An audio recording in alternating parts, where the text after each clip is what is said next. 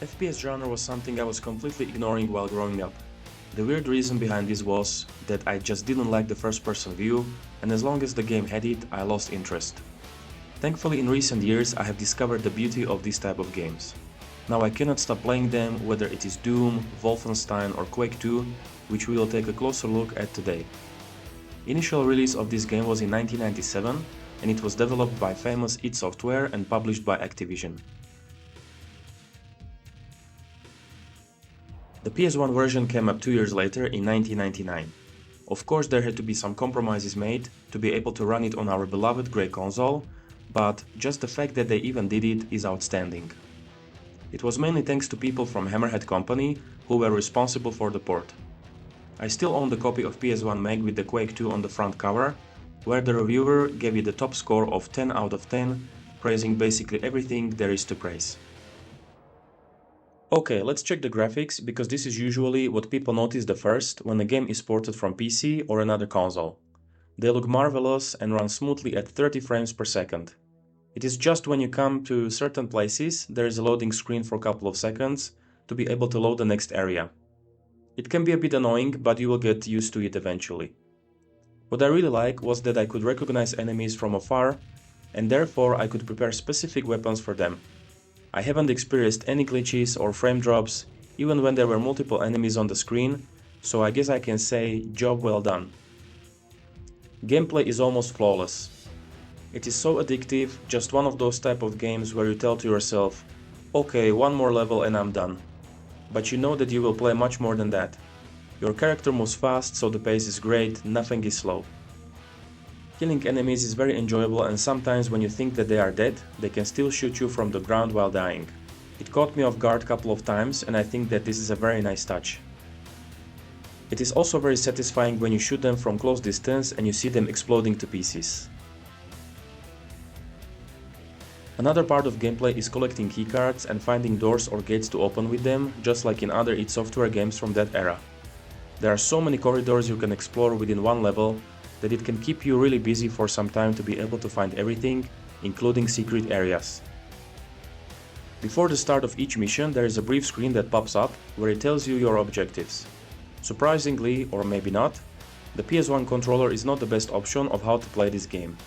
It takes time to get used to it, especially the aiming can be very clunky. I randomly checked which PS1 games support mouse, and to my surprise, Quake 2 was one of them.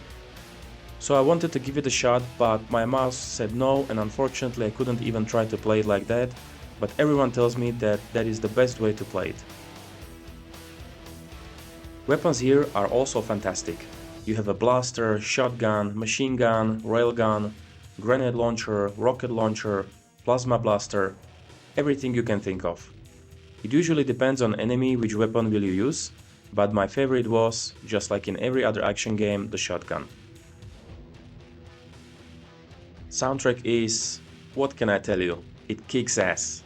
Just like in Doom, it is an essential part of the whole experience, and you will never get tired of it. It totally drives you to beat everyone in the fastest and coolest way possible. At least that's how I felt it. I also like the enemy sounds, especially guys who I believe are called guards. You can always hear them coming and be prepared to shoot them. Other enemies with some sounds or even lines are Berserker, I hope I pronounced it correctly, who says "Trespasser," and this scary lady called Iron Maiden. Her scream scared me a couple of times as I couldn't see her at all. Only annoying part of the whole sound experience was the "help" cries of the prisoners.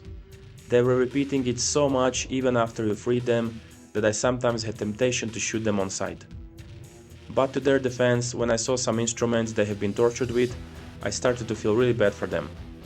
As you can see, Quake 2 can get really creepy in some places. Unfortunately, the game is shorter than it should be, but the multiplayer mode compensates it a lot. You can have hours of fun there, because these type of games are perfectly made for that. Overall, I will give Quake 2 a 9 out of 10. They did a great job porting this masterpiece to PS1, and it still holds up after 25 years. Is it the best FPS game on PS1? Well, I don't know yet. I need to play and review other ones to be able to tell. The cover art shows the tank enemy staring at you, daring you to shoot him in the face.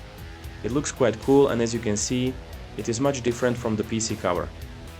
Let me know down in the comments if you have ever played it or if you have some memories connected to it.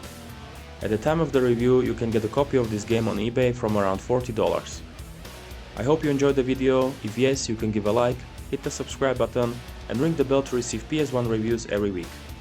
Also, don't forget to check my Instagram or Facebook account, where I post something related to gaming every day. That is all for today from me. Thank you all so much for watching, and remember, do not underestimate the power of PlayStation.